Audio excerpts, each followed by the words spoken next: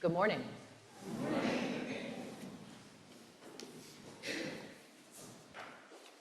When I first graduated from college, I spent a year in something called the Episcopal Service Corps, which is basically AmeriCorps but Episcopalian. And I lived in Philadelphia with a group of other young adults who were discerning ministry in church and in the world. And we all served in different social service internships. And my placement was at a school outside Philly in Plymouth Meeting, Pennsylvania. And it was a school for children who had emotional and behavioral disorders.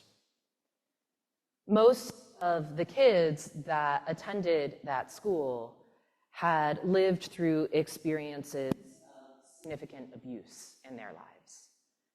And as a result, they really struggled with emotional regulation and with attachment and with forming healthy relationships with others. And this year working in the school was incredibly difficult, incredibly challenging. And there was a residential treatment facility that was associated with the school. So about half the students at the school lived at the res units, and the other half the students had lived in the res units at some point, and they had graduated from that level of care and now at the school. And the res units were always chronically understaffed, especially at holiday times when the kids weren't in school, they were out on school break, they needed extra hands down on the units, and they didn't have enough hands in the first place.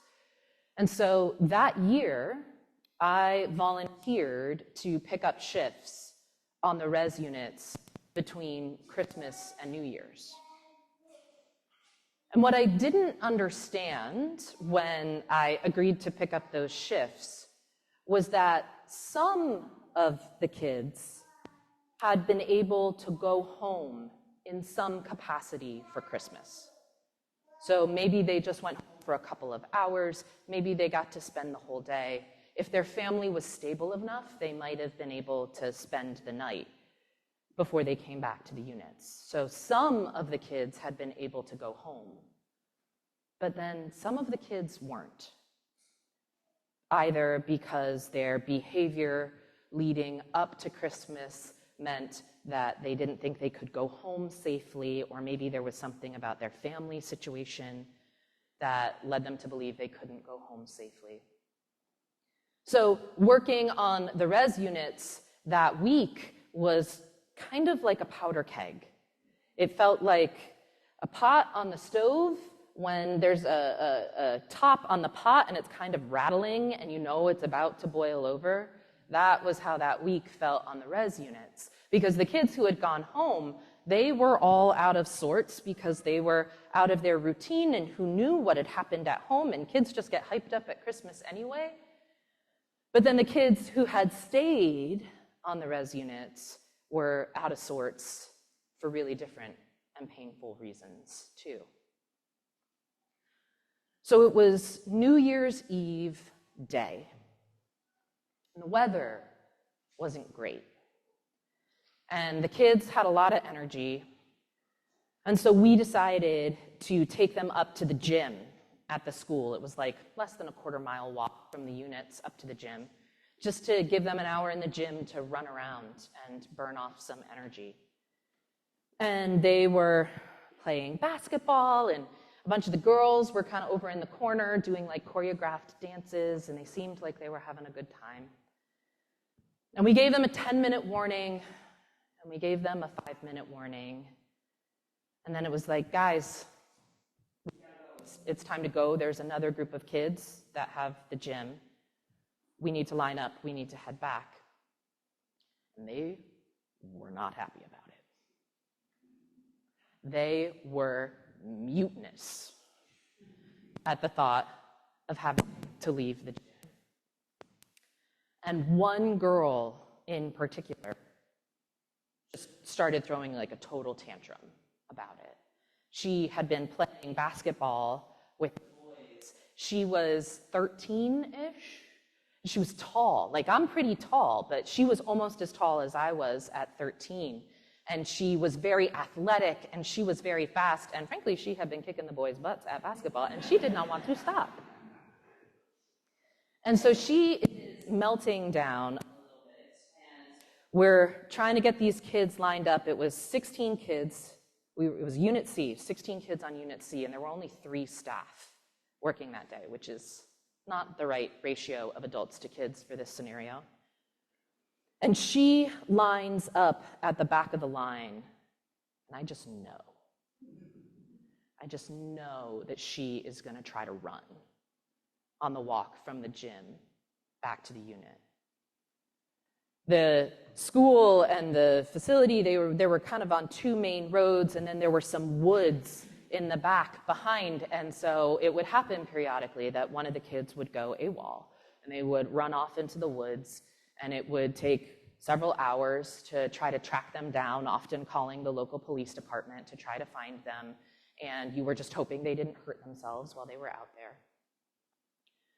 So we're walking this like less than a quarter mile from the gym back down to the units, and I'm just kind of like walking right next to her, because I know. And she knows that I know. She's not happy about it. And we're maybe like 50 yards away from the res unit entrance, and I just see it out of the corner of my eye. And I'm not a lady with fast reflexes, but on that day I was good.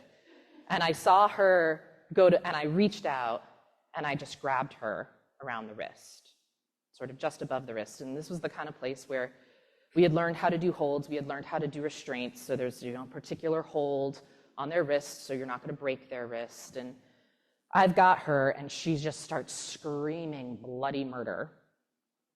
And the other 2 staff that I'm working with and these other 15 kids, the staff just look at me and they're like, we got to get these kids inside. Good luck. So they all head into the unit, and I'm standing there with this girl, and she is screaming, and she is fighting me and trying to break my grip with all of her might. She's kind of punching me around the shoulders. The campus is dead. There's nobody around. There's no admin staff. There's nobody else around. And it goes on for minutes that she's just fighting me like that. And my arms are tired, and I'm exhausted, and I'm looking at the res unit doors, and they are 50 yards away, and I'm like, come on, can we just get there? And she kind of stills for a minute, and I think, oh, thank God. And I turned and I looked at her, and she spat in my face. I don't know if you've ever had anyone spit in your face. I hope you have never had anyone spit in your face. I saw red. I don't think I've ever been that angry before or since. And I was going to hit her.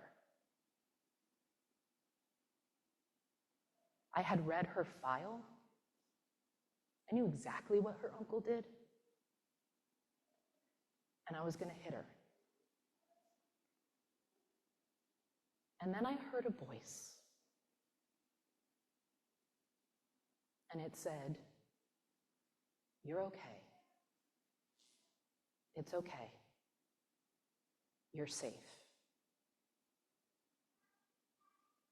It was the calmest voice I've ever heard in my life. So soothing. It's okay. You're okay. You're safe. And then I realized that the voice was mine. And I was the one saying, "It's okay. You're okay. You're safe. And I had this experience of feeling like I was split in two. Because I knew that I was feeling rage like I had never felt before in my life. But what I was saying was so calming and so soothing. And I was the one speaking. But those words were not coming from me.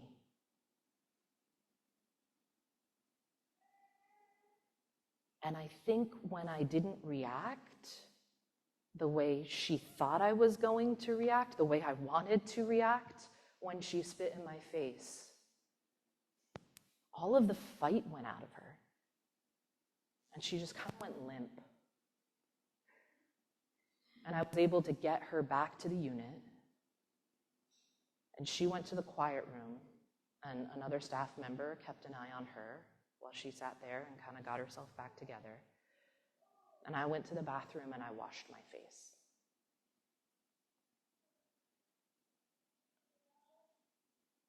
I can't explain it. I still don't actually really understand what happened. I don't understand if I heard a voice and then I was just repeating what the voice said to me. I don't know if I was the one that was talking the whole time. I have no idea. And I know it sounds crazy. But God showed up for me in that moment. Jesus showed up for me in that moment in the realest way that I have ever experienced, and kept me from doing what would have been the most shameful thing I had ever done, which is hit an abused child. I can't explain it. And I know it sounds crazy. And I think that might have been a little bit how Peter and James and John felt after the transfiguration.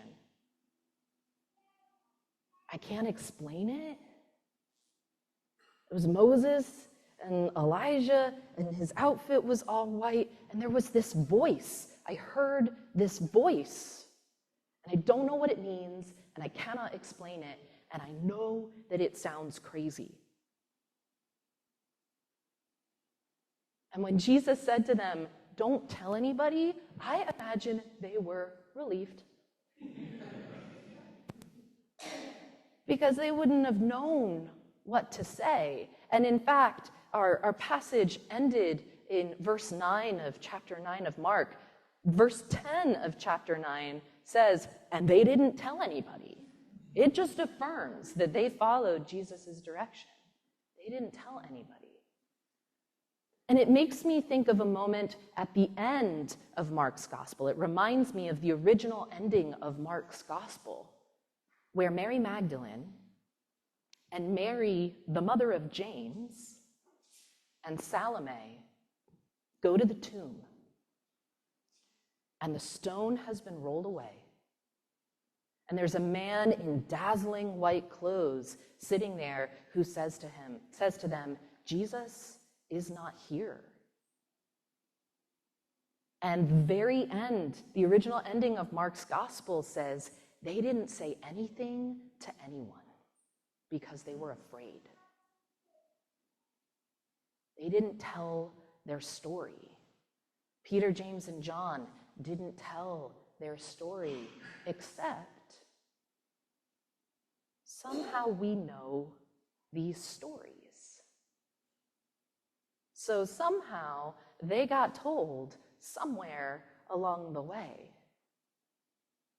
I like to imagine that maybe it was Mary, the mother of James, who finally said to her son, "I know it's going to sound crazy and I cannot explain it, but when we got to the tomb, the stone was rolled away, and there was a guy in all white, and he said Jesus wasn't there, and I know it sounds crazy, but I'm telling you that it happened."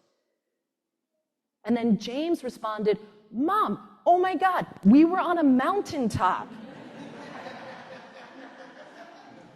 And Moses and Elijah showed up, and there was this voice, and it sounds crazy. I can't explain it, but it happened. They started telling their stories. And when they told their stories, even if their stories sounded crazy, even if they can't exactly explain it, when they told their stories about how Jesus showed up for them, it started giving other people permission to tell their stories about when Jesus showed up for them. I know it sounds crazy, but he healed me. I don't totally understand it, but he taught me how to pray.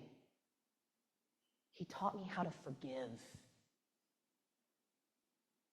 And suddenly, when everyone starts telling their stories, then everyone gets a fuller picture of who Jesus is and how Jesus shows up for us in our lives. So my question for you this morning is, what's your story? When has God shown up for you? Maybe it sounds crazy. Maybe you can't quite explain it. You don't quite understand it. Maybe it sounds less crazy. Maybe you can get your arms around it a little better. What is your story? What would it mean for you to share your story? Because the rest of us desperately need to hear it.